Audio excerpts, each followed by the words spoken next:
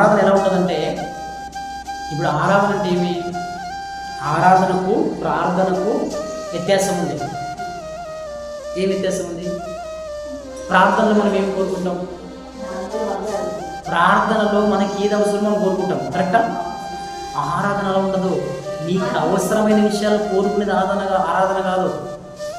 ఆరాధన అంటే ఏంటి? సమర్పించుకోవడం. తండ్రి నీ కొరకు నేనేం చేయాలనడం ఆరాధన. నీకు అర్థమవుతుందా?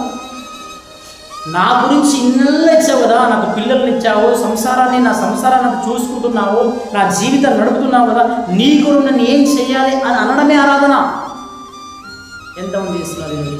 నాకు అది కావాలి తండ్రి, ఇది కావాలి తండ్రి, నాకు సైట్ లేదు, ఫ్లాట్ లేదు, జాగా లేదు, ఇదంతా కూడా ఆరాధన అని అనుకుంటున్నారు కదా. ఆరాధన కేవలం ప్రార్థనలోనే ఆగిపోతున్నాం అంతే. అర్థమవుతుంది? ఇక కృతజ్ఞతాస్తుతి, ఆరాధన, ప్రార్థన, ఈ మూడింటి మధ్య తేడా మనకు అర్థం కావాలి. కృతజ్ఞతాస్తుతి అంటే ఏంటి? దేవుడు మనకి ఏమైనా చేస్తే మనం కృతజ్ఞతగా ఉండడం. మరి ఏది చేయకుంటే ఏం చేస్తారు? ఒక 2-3 సంవత్సరాలు యేసయ్య ఆరాధన పోతే కానీ అయినా కూడా నాకు పిల్లలే కాలేదంటే ఏం చేస్తారు? మళ్ళీ వచ్చి మళ్ళీ హిందూ గ్రంథాలకు వెళ్ళిపోతారు.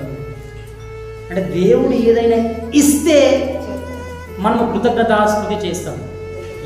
దేవుడు ఏమి చేయకున్నా ఆయనకు లోబడి ఉంటాం కదా, అదే నిజమైన ఆరాధన.